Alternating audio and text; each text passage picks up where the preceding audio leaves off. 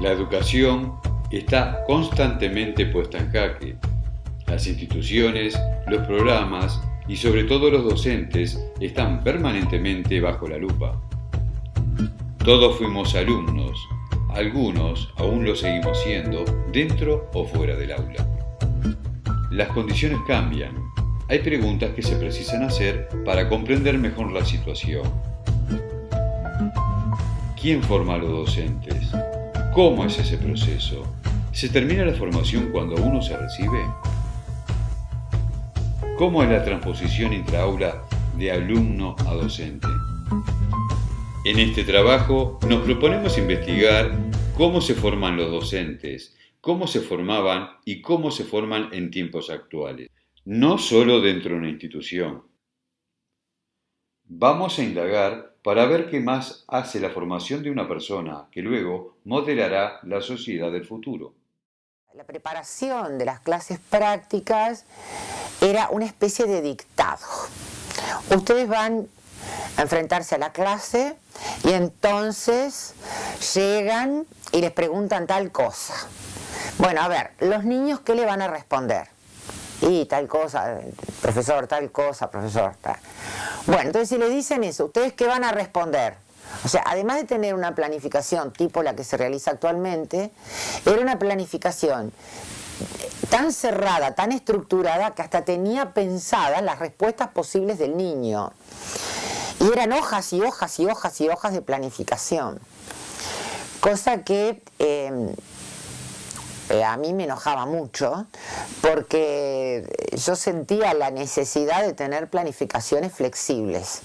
Mira si no le encontraríamos sentido a la cosa, o lo que nos importaba era acumular material. Teníamos asignaturas donde teníamos que pegar material. La cantidad de revistas Arterama que yo rompí y que rompieron otros tantos, las comprábamos nada más que para recortar, para pegarlas en el cuaderno, para tener una calificación por material. Entonces, esa situación es una situación estrictamente docente, y que me disculpen los docentes del momento. ¿Qué les decía yo a mis alumnos cuando me decían, y aquí no podemos pegar material? No vayan a destrozar absolutamente ningún material, y les contaba la experiencia. Porque si ustedes pegan por el simple hecho de pegar y ustedes no leen ni siquiera lo que pegan, no tiene absolutamente ningún valor. Por lo tanto, ni se molesten en pegar material. En esa época, en ese modelo de aprendizaje bajo el que nosotros nos fuimos formando, es como que no había una gran apelación a que uno reflexionara sobre el contenido de un autor. Era saber el autor. En pedagogía, saber lo que, en la historia de la pedagogía, por ejemplo, saber las corrientes pedagógicas. No era compararlas una con otra, no era ver en qué me enriquezco con esta corriente, en qué puedo adherir a esta corriente y en qué no. Era simplemente como repetir la lección. La época en donde yo me formé como docente, en realidad trae aparejado buenos recuerdos y no tan buenos. Pero sí no olvidar que fue en una etapa del país que marcó, y no bien, a todos quienes transitamos la adolescencia y la juventud en ese momento. Una época de represión, una época en donde no se permitía pensar, no había libre pensamiento, donde las cosas eran impuestas, donde uno no tenía derecho a decir lo que pensaba, insisto, ¿no? Que eso es una de las cuestiones que yo creo que a uno lo hacen a través del tiempo, cuando uno mira hacia atrás, pensar, bueno, y yo cómo llegué hasta acá, así como soy. No fue fácil, pero bueno, pero todo pasa, por suerte, y bueno, las cosas cambian.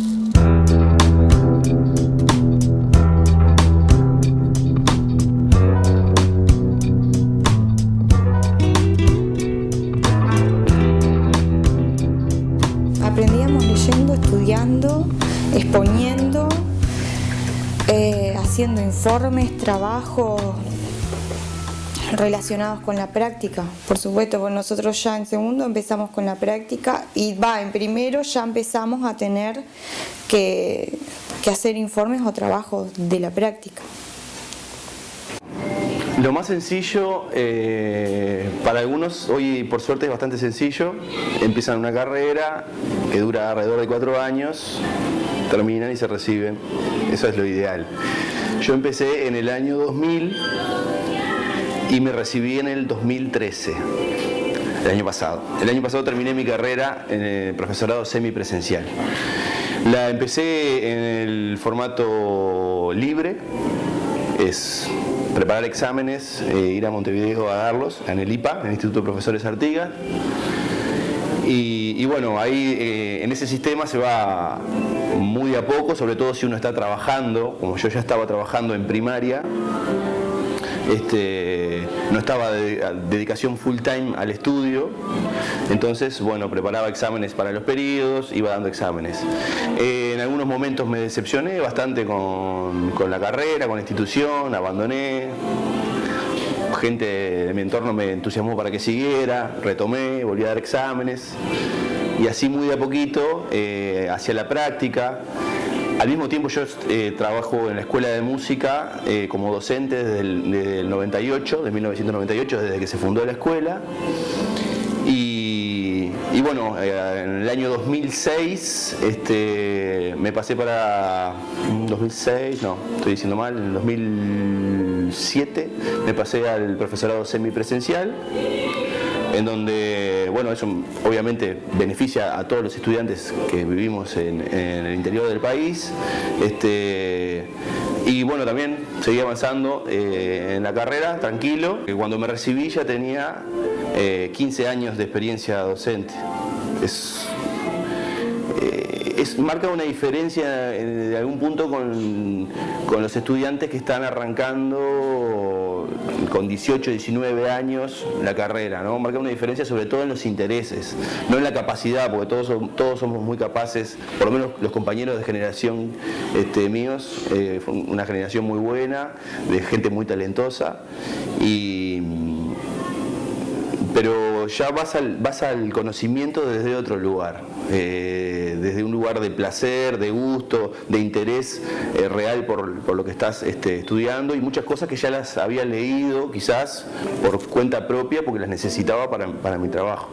En la etapa del profesorado libre era, bueno, leer, hablar con algún docente con experiencia, preparar un examen sin creer mucho tampoco en que realmente, sin sentir que me estaba formando realmente, ¿no? Porque sobre todo en esta área esto es todo muy vivencial, hay que escuchar la música, hay que hacerla, hay que sentirla, hay que moverse, entonces como que un poco desorientado al comienzo. Y bueno, después eso cambia, con el semipresencial cambia, uno tiene un contacto con un docente que es permanente, tiene una responsabilidad semanal o quincenal de entregas de trabajos, eso te pone en un lugar de responsabilidad y de compromiso como alumno que es fundamental, Cuando recién uno empieza una carrera, por lo menos en el caso mío y de muchos de los jóvenes que terminan la secundaria e ingresan a estudiar con 18, 19 años, muchas veces uno estudia pero no está tan pendiente de que está estudiando para formarse en determinada área, para ser un profesional, por ejemplo, educación, sino que eso creo que se va dando a medida que te vas acercando más a los centros educativos. Entonces al principio muchas de las veces estudiabas, hacías los trabajos, pero me da la impresión que era más para salvar los exámenes. Después de ello, a uno como que entra más en conciencia de lo que está estudiando, como que también va madurando uno lógicamente, ¿verdad? No es lo mismo tener 18 años que 23, que 24 años, que ya trabajar con chicos, en el caso ya de las didácticas, de cuando vas a las clases de observación, que vas adquiriendo otra responsabilidad y que ya después la parte de aprendizaje de uno, de la educación, no es solamente a querer salvar el examen, sino que querer saber también para después, cuando te enfrentes realmente al aula, ¿no? O cuando salgas de la vida laboral, tengas las herramientas necesarias para poder trabajar.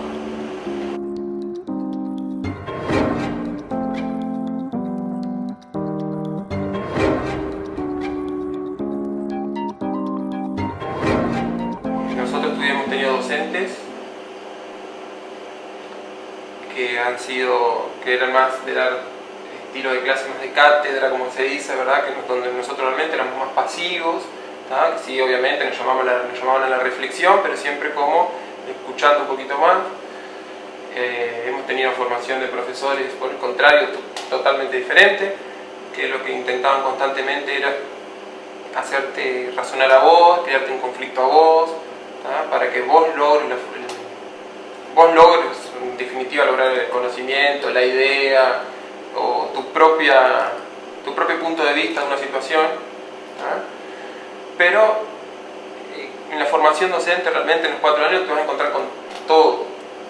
Si bien estoy convencido de que no hay instituto alguno que te pueda capacitar en el 100%, sea lo que sea, a mí me quedó una idea de una profesora que fue lo que me ha ayudado mucho. Ella dijo, ustedes acá no van a poder aprender el 100% ni de la matemática, ni de la asignatura que estudian, ni de la educación en sí. Ustedes no van a aprender los conocimientos totales. Lo que ustedes tienen que aprender es aprender a aprender. Saber que nunca vas a parar de informarte, estudiar, de analizar, ver cuál es el mejor camino, tener buena autocrítica y saber que si toda la vida pensaste en una determinada cosa y alguien te demuestra un día que no, que eso no es tan así, bueno, no es tan así, y qué bárbaro, y qué suerte que no me fui de este mundo pensando equivocado. Así que el aprendizaje es para toda la vida.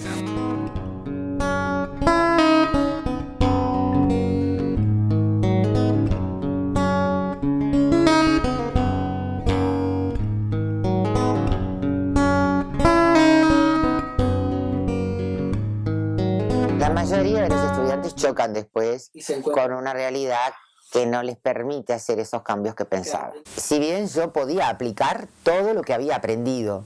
¿Por qué? Porque yo ya lo aplicaba en el secundaria. Todo lo que yo aprendía lo relacionaba con mi práctica en educación secundaria. Y lo pasaba por un tamiz. O sea, yo soy muy crítica en el sentido de que no todo lo que dice un libro se puede llevar a la práctica como tal. Todo lo que dice un libro es un corpus teórico que tiene una naturaleza distinta a la praxis. Por ende, ese corpus teórico llevado a la praxis se transforma y surge una nueva realidad, de la cual puede surgir una nueva realidad teórica. Entonces, en realidad yo hacía una transformación de ese corpus teórico adecuándolo a la situación de aula, liceo o escuela. Creo que hay problemas a resolver, pero que tienen que ver con esto, de cómo se llega al alumno para interesarlo en lo que se le está enseñando. Que no es solamente una transmisión de conocimiento, sino que el alumno los incorpore, pero que sepa la utilidad que tiene aquello que incorpora. Si no le encuentra sentido a lo que incorpora, ese alumno absolutamente no le va a encontrar sentido a qué está siendo sentado en un banco de una institución educativa.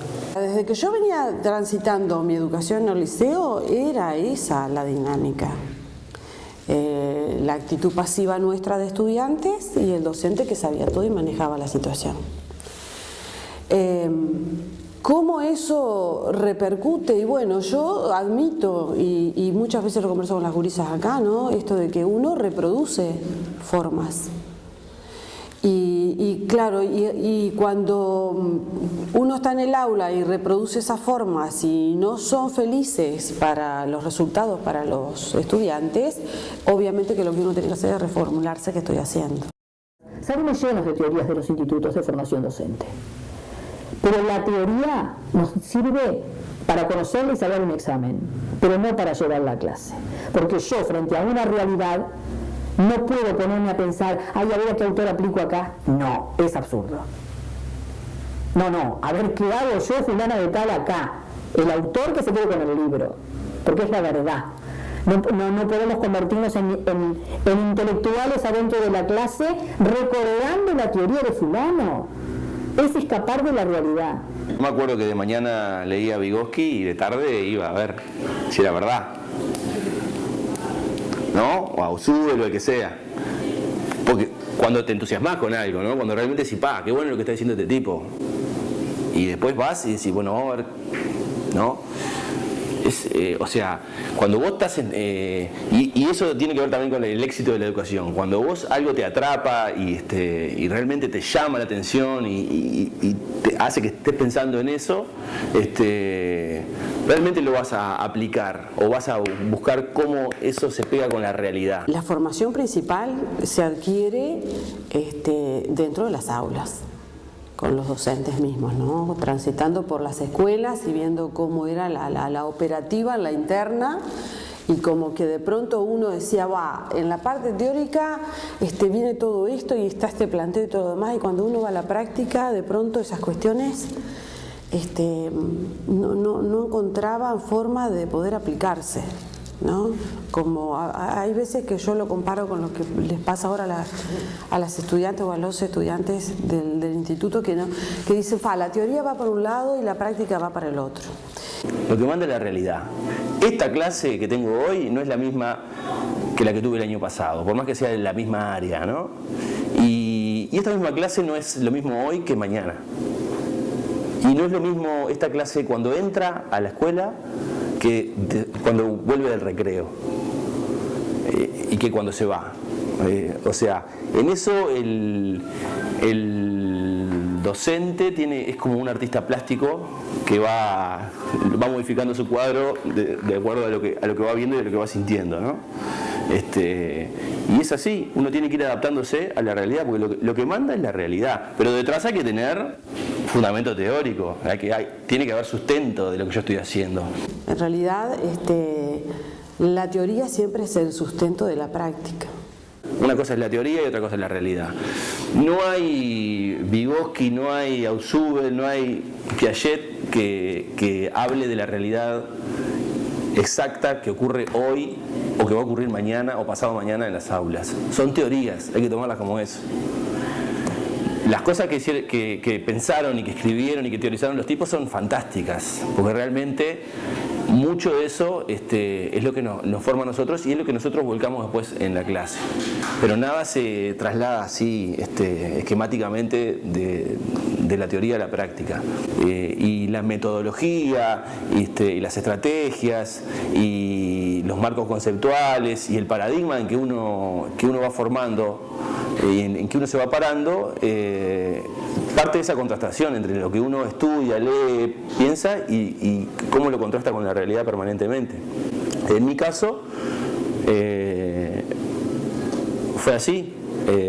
Lo que estudiaba lo ponía en práctica, lo probaba en las clases, ¿no?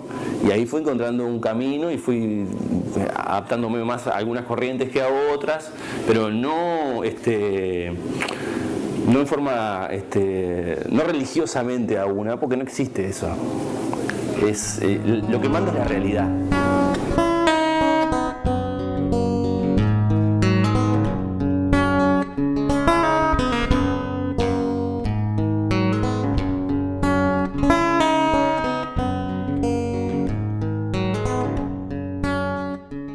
Tener un grupo, tener compañeros, tener profesores, digo, si te gusta estudiar, te gusta aprender, eso es lo mejor, es lo más lindo, conocer diferentes teorías, tener quien te las explique, intentar verlas en la realidad desde nuestro punto de vista, que obviamente era un punto de vista que no era real, porque no estábamos metidas en ese mundo, en realidad, ni siquiera cuando hacíamos la práctica que teníamos 4 veces a la semana. No conocés la realidad de la escuela, de la maestra, del contexto de los niños. Te parece que lo sabés, que lo ves, pero la verdad es que no. Porque cuando vos estás metido ahí, hay muchas cosas que vos cuando sos practicante no las ves, no las hacés y no las conocés. No podemos estigmatizar un modelo. Yo soy partidaria de lo ecléctico, de que tomemos de cada corriente lo mejor, lo que se adecua más a nuestra realidad y a nuestros educandos, para poder superar los problemas. Porque importar modelos e instalarlos no resulta. ¿Por qué? Porque están hechos para otro contexto, para otra población.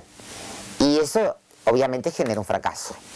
Entonces se puede tomar de otros lados, porque tenemos que ser lo suficientemente inteligentes como para decir, bueno, aquello que vi en tal lugar es bueno, pero ¿lo podré aplicar tal cual? No. A ver, ¿qué le tengo que cambiar?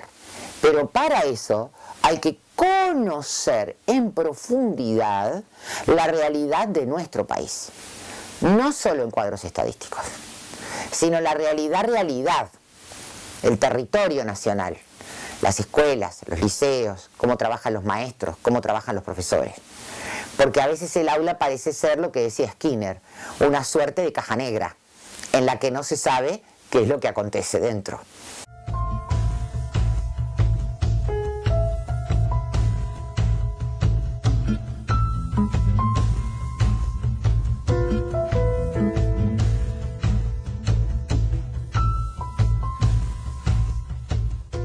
Me parece fantástico, por ejemplo, el intercambio de visitas entre maestros y profesores, y que trabajen en conjunto 2 profesores, o que trabajen en equipo 3 profesores y den una clase conjunto y uno vea trabajar al otro y se corrijan uno al otro mutuamente.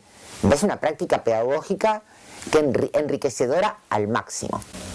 Hay chiquilines que terminan, estamos haciendo matemática, por ejemplo, es muy de hacer, muy de taller. Termina. ¿Qué hace? Se aburre, en el mejor de los casos. En el peor de los casos, se aburre y molesta. Se aburre, molesta, distorsiona. Y así podemos seguir.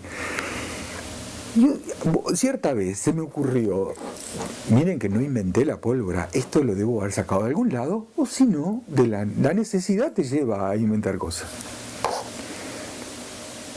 Se me ocurrió decir que los que terminaran tenían que estar un poco al servicio de los demás. Que estábamos hablando mucho de la solidaridad, de esto, de lo otro, pero no la practicábamos verdaderamente. El que terminara tenía la obligación de mostrarme de pronto lo que estaba haciendo, lo que había hecho, por el camino que había recorrido, eso sí, tenerlo claro, porque si no, y levantar la mano y decir que ofrecía ayuda. El que le costaba más recibía la ayuda. Pero también había que tener tanta nobleza, digamos, para ofrecerla, porque sí, porque tenés ganas de ayudar a otro, como dejarse ayudar. Capaz que esta última parte es la más compleja. Pero se hizo carne, se empezó a hacer como una práctica, y tanto fue así, que pero entiéndanme, esto lo hice casi más que nada porque era una necesidad de la clase y de la materia. Viene una inspectora, esto no fue hace tanto tiempo, viene una inspectora y los chiquilines, que era una clase como muy espontánea, siguieron con su ritmo, con lo mismo que venían haciendo, de ofrecer ayuda y de recibir la ayuda. ¿Y qué tenía de bueno esto? Que de pronto tenías que corregir cierta forma de cómo el que ayudaba lo hacía, pero lo que sí, tenía un lenguaje mucho más directo que el que podía tener yo. Y la inspectora, dije, yo en el fondo me sentí bien, pero también pasé no estamos tan bien, porque si con esto la impresiono tanto a la inspectora, quiere decir que no. La inspectora estaba enloquecida con la dinámica esa de la clase. Y para los chiquilines, yo estoy seguro que si le preguntan, habían trabajado así, siempre. Yo tuve profesores de mi asignatura que me ayudaron mucho.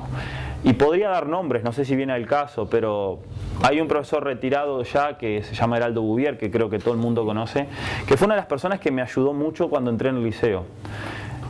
Incluso recuerdo bien que en aquel momento, quien es el director del liceo hoy, José Luis, recuerdo que él me sugirió que yo fuera a hablar con este profesor Heraldo para que más o menos me orientara. Él ya estaba cuando yo ingresé, él ya estaba en los últimos años, o sea, yo estaba entrando y él ya se estaba yendo. De hecho, coincidimos en 2 o 3 años nada más de trabajo. Y bueno, conversé con él, me acuerdo, fui a la casa y bueno, y recibí mucha ayuda de su parte, o sea, de su parte en cuanto a cómo enfrentar la clase, a cosas que me podían pasar, que él ya lo venía viviendo 30 años, entonces me decía que te puede pasar esto, te puede pasar lo otro, aquello, y eso me ayudó. Y por supuesto, esto por darte un nombre, pero el intercambio con los demás profesores de matemática, tanto de acá, del liceo, como los demás lugares, UTU y demás que he trabajado, a uno siempre le ha ayudado eso. Particularmente lo bueno es que un gran apoyo. Un gran apoyo me refiero a planificar, a consultas, a dudas, ¿verdad? La integración que ellos te daban en los distintos trabajos que ellos hacían interdisciplinarios, ¿verdad? Que cuando uno está ingresando, como que a veces siente, no sé, trata de más precavido, de no tratar de acaparar ni nada. Eso primero que nada, que eso obviamente se da porque nos conocemos mucho aquí, porque hay una, no sé, siento que dentro de los liceos de aquí hay una cierta cultura colaborativa, ¿tá? Que por ahí no existe en otros liceos. Cada uno más trabaja por separado. No quiere decir que se trabaje constantemente, estamos de acuerdo, en forma interdisciplinar, ni que, porque la parte docente muchas veces nosotros somos bastante solitarios en determinados trabajos. Por suerte hoy en día creo que con tantos proyectos de investigación interdisciplinario eso va cambiando. Ahí nos estamos apoyando cada vez más unos con otros.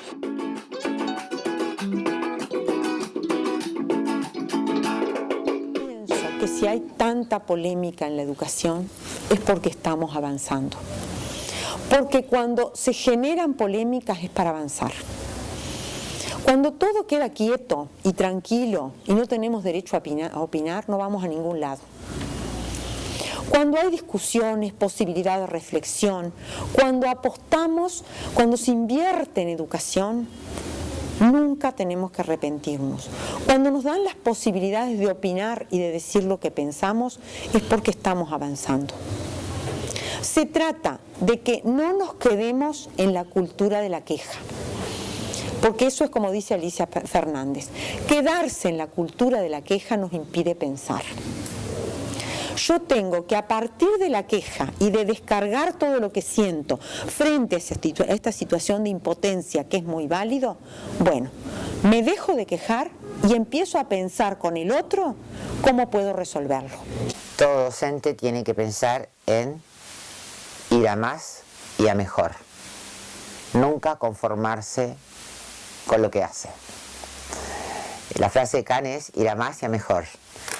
Y yo la analizo y digo, no puedo salir de cada clase pensando, logré todo, hice todo perfecto, me salió brillante. No. Algo, no somos perfectos, algo puedo mejorar. Entonces, tener aspiraciones es lo más valioso que tenemos en la vida, porque si no, nos estancamos. Y el estancamiento en la docencia significa el fracaso. Dificultades hubo siempre en educación, ¿no? Hoy nos tocan algunas en particular. Y yo creo que las que hoy nos tocan en particular tienen que ver con esto que veníamos hablando de la universalización de la educación. Cuando yo abro las puertas de la educación, estoy dando entrada a toda la población que tiene que ser educada. Entonces, obviamente que ya no voy a tener al alumno ideal, ni al alumno que yo quiero tener porque a mí me resulta más fácil enseñar. Voy a tener una diversidad a la cual le voy a tener que dar respuestas y, de alguna manera, el responsable de dar esas respuestas soy yo, el docente. Entonces, claro, a mí se me complica. Voy a tener que usar estrategias diferentes, voy a tener que trabajar con tiempos distintos en el aula, voy a tener que trabajar con tareas diferenciadas, voy a tener que muchas veces contener a los chiquilines que seguramente fuera del aula no tienen la contención que deberían, voy a tener capaz que hasta comprar un bizcocho a algún gurí, ¿no? Porque viene con hambre. Entonces, Yo creo que, no sé si verlos como problemas para nosotros que queremos las cosas que fueran ideales o que sean ideales. En realidad la vida no es algo ideal, la vida es algo que todos los días nos enfrenta a cosas distintas y a sobrellevar y a superar dificultades. ¿Cómo le brindamos educación de calidad a todos? Ese es el desafío que tenemos por delante. Ahora que logramos, realmente ahora que todos estén en primaria y en ciclo básico por lo menos, o casi todos, ¿cómo brindamos calidad para todo eso? Ese es el desafío que tiene la educación para adelante. Los temas educativos y culturales llevan décadas, no se arregla la cosa. Hoy muchos están en una postura muy resultadística. Me tiene que dar este número, bajar la repetición, esto y lo otro, pero no es de un día para el otro que las cosas pasan. Si se deterioró la malla social en 10 años, o en 20, quizá nos lleve 20 o 40 rearmar todo eso a nivel social. Y a nivel educativo es lo mismo. Lo que hacemos hoy en educación impacta en un tiempo. El plan Ceibal, que empezó en el 2007, vamos a ver su impacto dentro de unos años. Vamos a ver esas generaciones que empezaron con una computadora en sus manos. ¿Qué pasa cuando salgan, egresen de secundaria?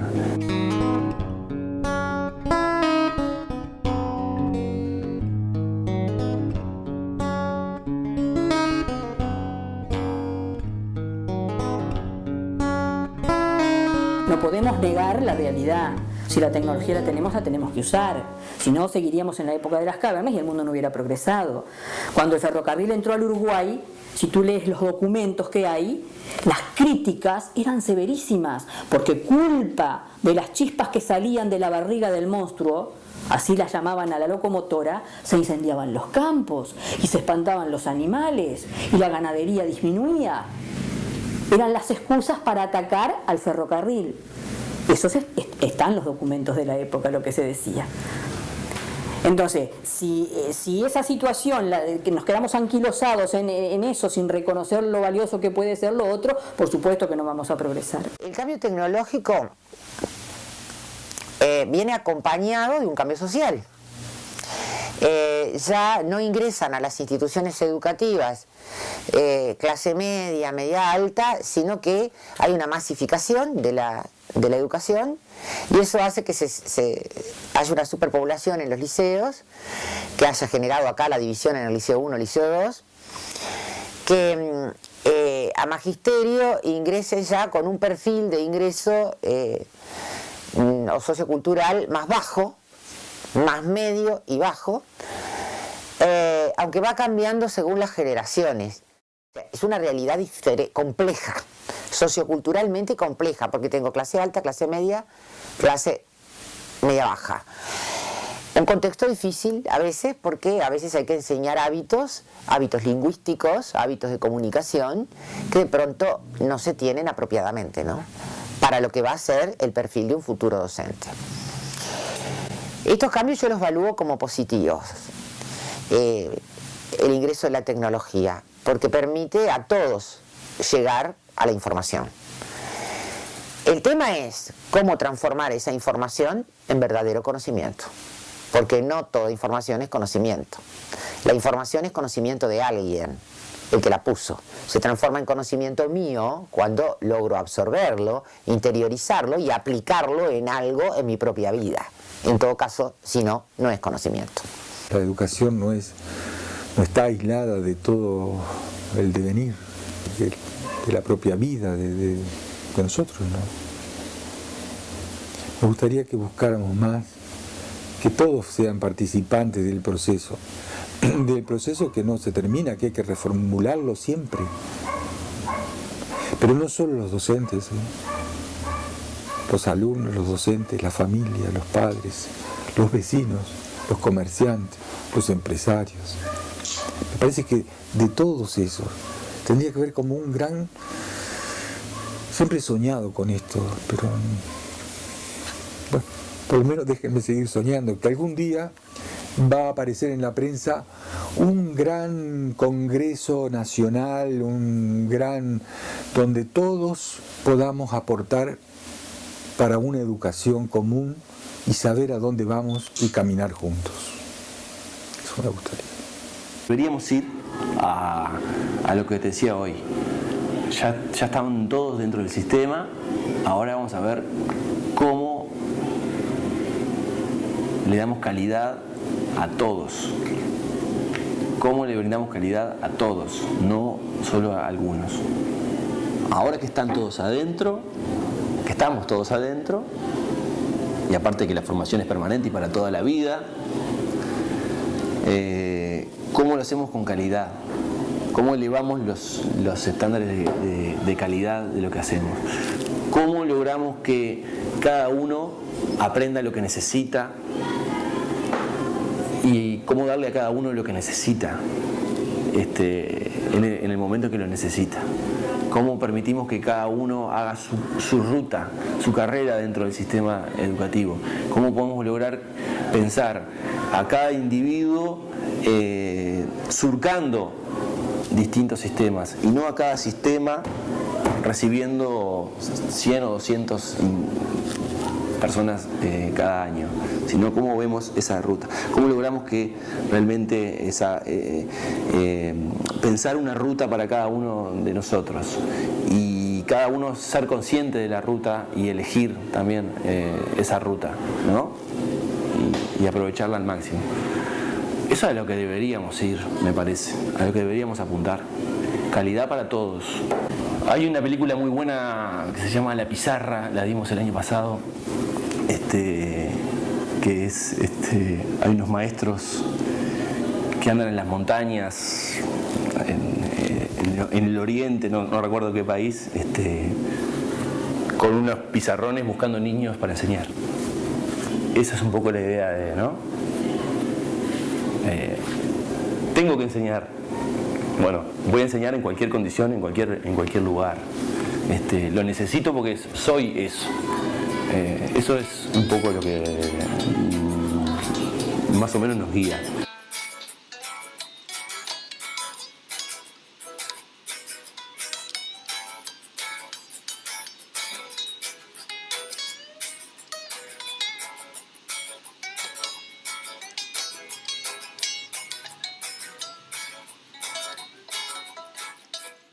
Honestamente, ¿a dónde vamos? No sé.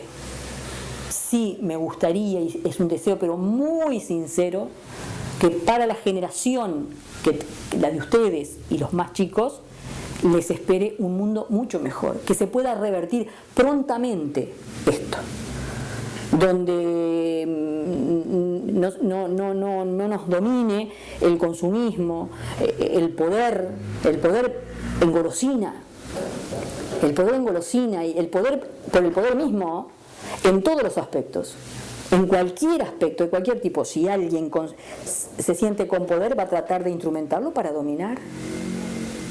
Y eso es peligroso, porque después lo que se busca es solamente el poder. Desde que apareció el dinero en el mundo, poderoso caballero don dinero, decía Quevedo. Entonces, cuando apareció, las conductas humanas se condicionaron. Y se condicionaron hasta para medir el valor de una persona. No por los valores en sí mismos, sino por la posesión de bienes. Eso es lamentable. Esa unidad de medida es lamentable. Y es lo que ha deshumanizado. Entonces estamos en un mundo, yo diría, estamos en un mundo de incertidumbres. Y a dónde vamos a llegar, no lo sé.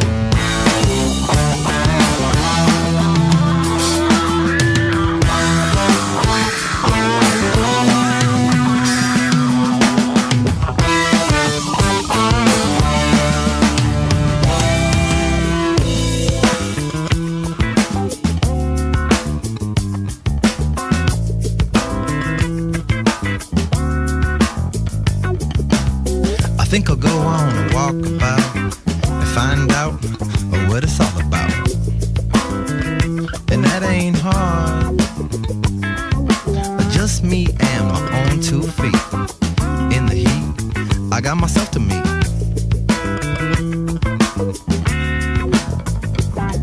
A detective of perspective, I need to try and get a bigger eye.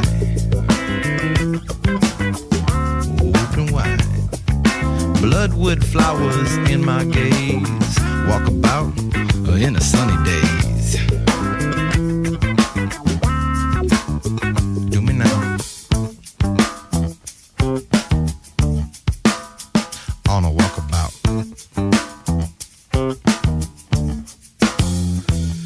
You could do it in the city, you could do it in a zone, you could do it in the desert, you could do the unknown on a walkabout. High desert skies are what I spy, so fly, you gotta wonder why.